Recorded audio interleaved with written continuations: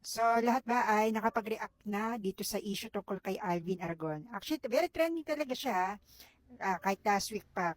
Kasi dito sa TikTok, trending siya. Kaya hindi mo maiwasan na hindi mo siya mapanood yung issue tungkol sa kanya. Pumunta ka sa Blue Up, trending din siya. And then, nung nagpunta ako sa X kaninang umaga, top fan siya sa X. And talagang as in, grabe yung reaction ng mga tao tungkol sa kanya. At ako, magre-react na rin ako kasi lagi ko nga siya napapanood, no? And katulad niya, isa rin akong Christian believer ako. Hindi ako born again Christian, pero mas more on Christian believer ako. And FYI lang hindi ako holy, hindi ako perfect, hindi ako banal, makasalanan din ako, no? Pero just the same na katulad ng ibang mga nagre-react tungkol sa kanya, ay hindi rin ako sang-ayon sa the way na i-deliver niya yung message niya. Actually, lahat naman ng mga sinabi niya ay tama naman talaga as in Bible-based. At kahit i-search niyo sa Bible, lahat ng mga sinabi niya, lahat yun ay nasa Bible naman talaga.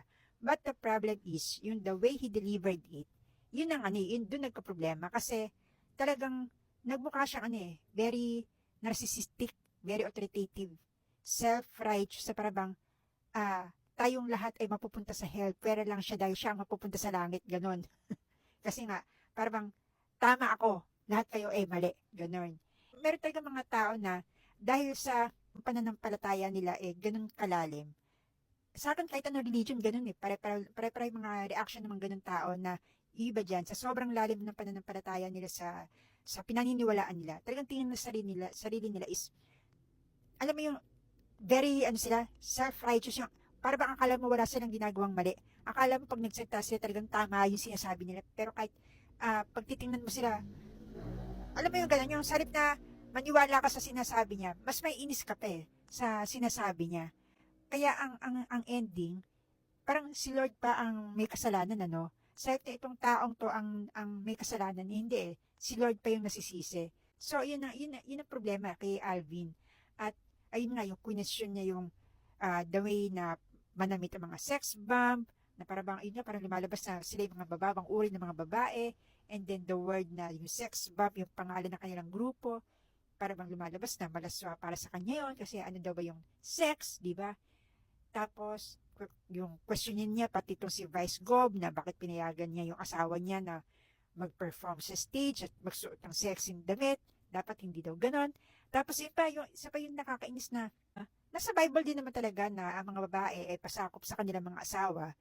Pero pag ganyan ang ugali ng lalaki, kuhang-kuha niya yung inis ko, no?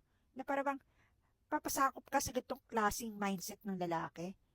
Ano to ego na lang yung makikita mo sa kanya. So, totoo, sorry pero yun yung mga klaseng lalaki na very narcissistic talaga. Talagang nakakainis yung ganyang klaseng ugali ng mga lalaki. Na sa halip na ah, give and take, eh, para bang sasabihin niya na ako yung lalaki, ako dapat ang masusunod. Kung ano sabihin ko, sundin mo. Hello? Di ba? Para bang dapat intindihin mo din yung sasabihin ng asawa mo. And then, katulad din yan yung anak pa ni IC na trans, na si Andre na ngayon ay Sofia. Masayin ko naintindihan yung anak niya, ano, kung bakit takot siya na umuwi sa kanila. Kasi, imagine yun, tingnan niyo na lang yung ugali ni Alvin, di ba? Magsalita ang alas siya talagang, as in, Diyos ko po, judgmental na talaga, yung tipong, ah, yung buka pa lang ng bibig niya, talagang mapupunta ka na agad talaga sa impyerno kasi ganyan siya magsalita. And kung ako nga naman yung anak ni Icy, talaga matatakot ako umuwi kasi ganyan yung stepfather ko ganyan yung asawa, paano ako uuwi, di ba? Si Sir Gary V, napanood ko rin minsan dito sa TikTok na umattend siya sa concert ng Sex Bomb at hindi lang yun, nag-perform pa siya sa concert. At Sex Bomb, meron ba siyang nasabing hindi maganda sa Sex Bomb? Wala, nag-perform siya sa concert. Pero itong Alvin, hindi siya nag-perform sa concert pero grabe yung nasabi niya sa mga sex bomb. Even do sa grupo ng sex bomb. Diba? So, sinong hindi ma-offend? Para sa akin, sa tingin ko sa kanya, hindi siya nabigla sa mga sinasabi niya. Para sa akin, ganun talaga siya. Ganun na talaga siya magsalita. Yun nga lang, sobrang nag-trending siya ngayon kasi ang mas nasagasaan dito yung mga fans na sex bomb, yung mga nanood sa concert na sex bomb, at yung mismong member ng sex bomb. Katulad niya na siya ay Christian, meron ding member na sex bomb na Christian din katulad niya. Pero hindi yung the way na magsalita siya, yung kilos niya, yung mannerism niya, is hindi ganon yung ibang member ng sex bomb na Christian. Di ba? Na parang, ano to? Di ba? Na ikaw lang ang mapupunta sa langit, tapos itong mga to, mapupunta sila sa impyerno kasi ganyan ang tingin mo sa mga tao, ganyan ang tingin mo sa amin, di ba? Tapos kanina ko lang din napanood sa Blue Up ni Madam Kila, yung tungkol naman sa issue sa mga nanay. Kasi napanood ko dito sa sa TikTok yung comment na yon, hindi ko ma-search kung saang video ba yun, pero napanood ko kay Madam Kilay.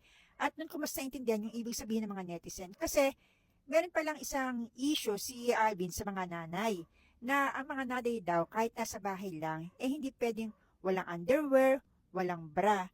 Kasi halimbawa doon may kasama silang mga lalaki, kahit daw anak nila yung mga lalaki yon, pero dahil ang mga lalaki ay more visual, pag nakakita sila ng babaeng ganyan, na walang underwear, walang bra, eh, maaaraw siya mga yan. Kahit nanay pa nila, yung mga nakikita nilang babaeng yan. At yun nga yung tanong ng mga netizens sa kanya na, so ibig sabihin, ganyan ka sa nanay mo? At hindi yung tanong ko na, so ganyan ka sa nanay mo?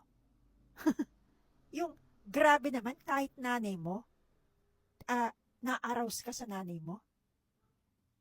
Hindi kita mag-gets. Para sa akin, na mapapayo ko lang kay Alvin, siguro it's time na mag-reflect ka sa sarili mo, magnilay-nilay ka. Hindi lang yung mas more on Bible-based yung mga sinasabi mo, kundi mismo sa sarili mo na tama ba na ganyan ka magsalita? Tama ba yung pagde-deliver mo ng message mo? Kasi sa halip na makuha mo yung loob ng mga tao, eh hindi eh. Mas nakukuha mo yung inis ng mga tao, and then ang ending, mas na-judge ka. Ikaw yung ginajudge ng mga tao. And at the same time, pati yung mga past issues mo, nakakalkal dahil sa kung paano ka magsalita ngayon. So, yun lang yung masasabi ko, na this time magnilay-nilay ka at medyo magdahan-dahan ka din ng pananalita mo. Kasi hindi porket iyan ang paniniwala mo, iyan yung ilalagay mo, ipipilit mo sa utak ng mga tao.